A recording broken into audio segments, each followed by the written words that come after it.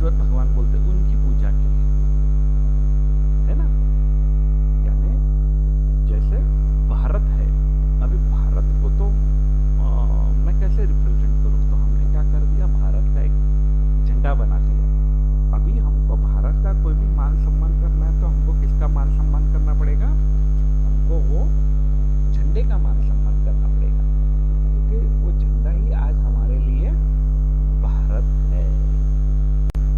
तो वैसे ही शिवलिंग भी एक प्रतीक रखा हुआ है निर्गुण निराकार का, जिसको श्री राम पूजते हैं, उनको फूल वगैरह चढ़ाते हैं।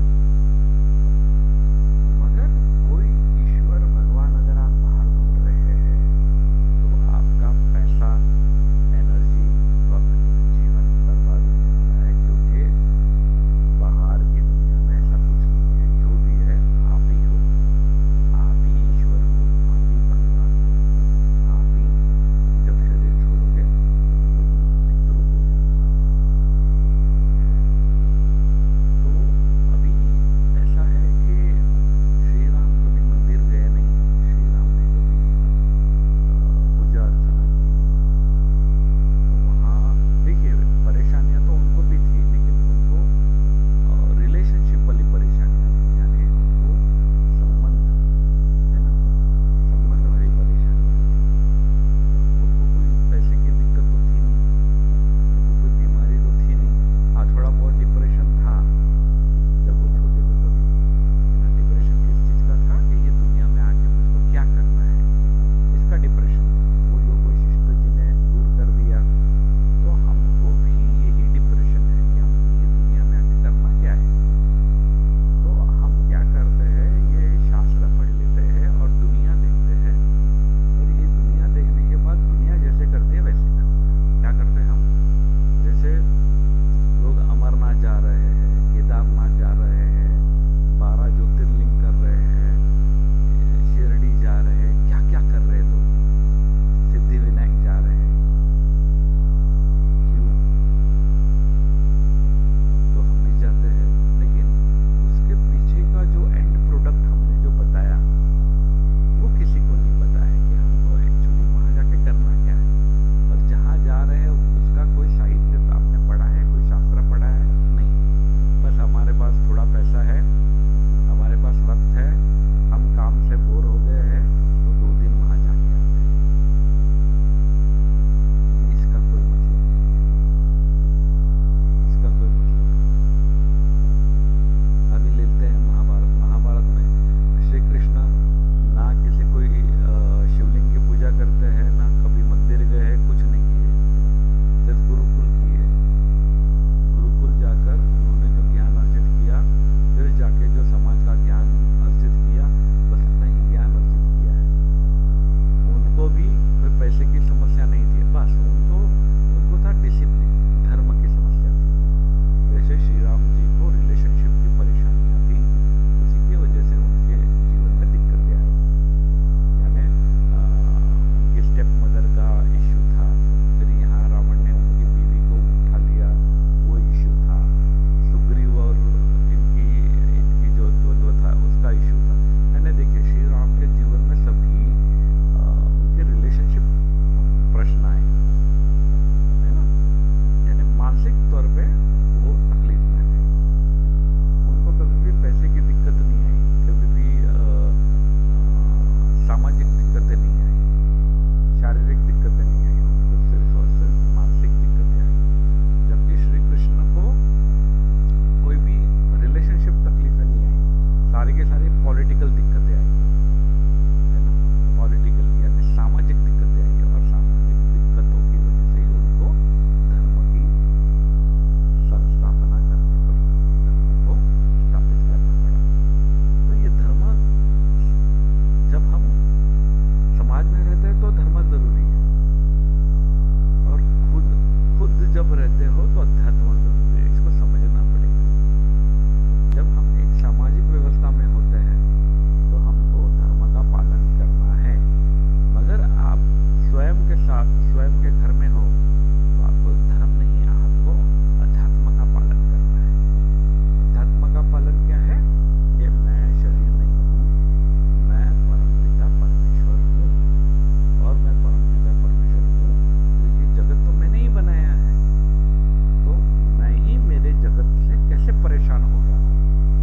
किसको ढूंढना है?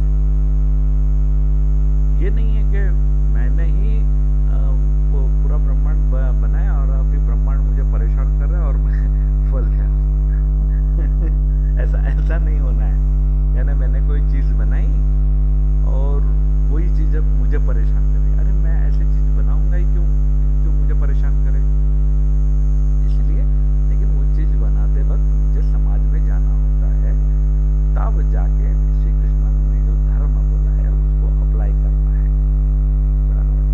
और श्री राम ने जैसे रिलेशनशिप को मेंटेन किया, कभी बोला नहीं कि मेरे माँ की वजह से तकलीफ हुई या पिताजी की वजह से तकलीफ हुई या पत्नी की वजह से तकलीफ हुई। नहीं, उन्होंने उस सारी चीजों को डील किया। डील करने के लिए हमको शास्त्र पढ़ना जरूरी है, नहीं तो हम डील ही नहीं कर पाएंगे। ठीक है, जैसे पैसा कमाने के लिए पढ़ाई करना जरूरी है, लेकिन जीवन जीने के लिए पढ़ाई काम नहीं आती, शास्त्र काम आता है। आप जब भी 21 साल तक पढ़ाई करते हो, उसका उसका जो रिटर्न है वो आपको 18 या 22 हजार की नौकरी मिलेगी, इससे ज्यादा कुछ नहीं है उसका रिटर्न। बाकी जीवन जीने के लिए, अपने आप को समझने के लिए शास्त्र समझना बहुत जरूरी है। जितनी जल्दी आप ये बात समझ जाओगे, उतने जल्दी आप अपने आप को परम पिता परमेश्वर समझने लगोगे, जानने लगोगे, मानने लगोगे।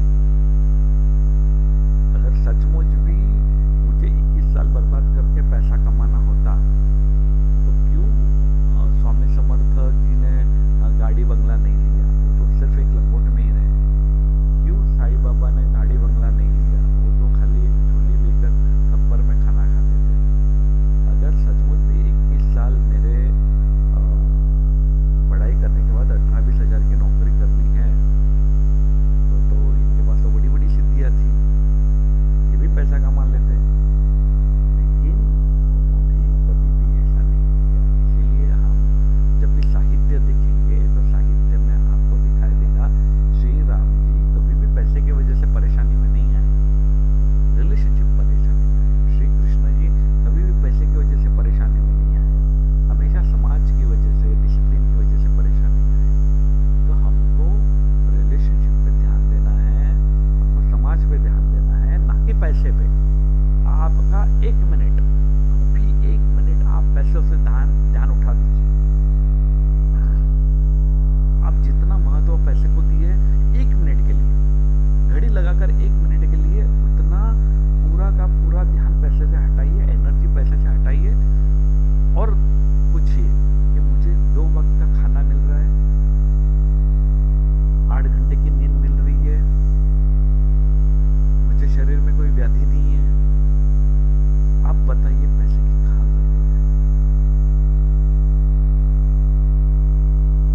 आदमी आज 2 टाइम के खाने के लिए या 8 घंटे की नींद के लिए नहीं पैसा कमा रहा है, उसको विलासिकता करनी है, विलास करना है। यानी वो पैसे से उसको कपड़े खरीदने हैं, दारू खरीदनी है। यानी हमारा शरीर बर्बाद हो जाए, हमारा जीवन बर्बाद हो जाए, उसके लिए हमको पैसा जमा करना है।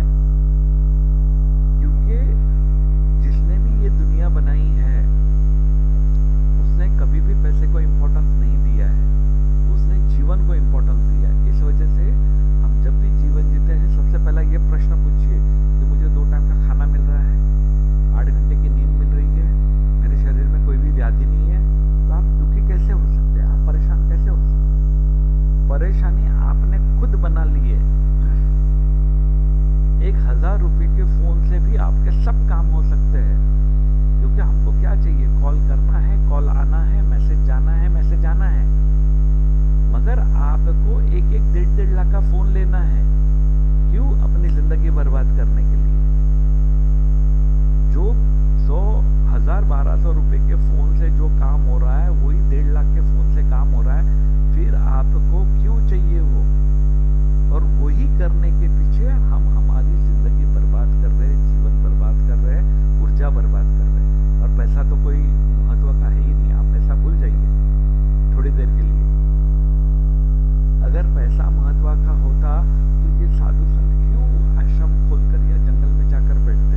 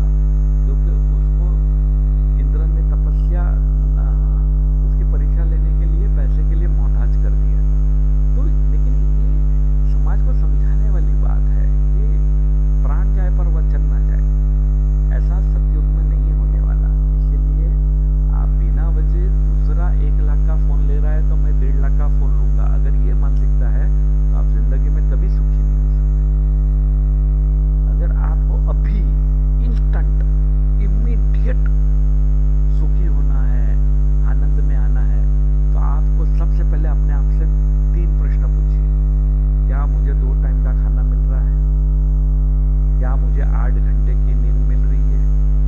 क्या मेरे शरीर में एक भी व्याधि नहीं है, कोई बीमारी नहीं है, मेरा शरीर सुदृढ़ है?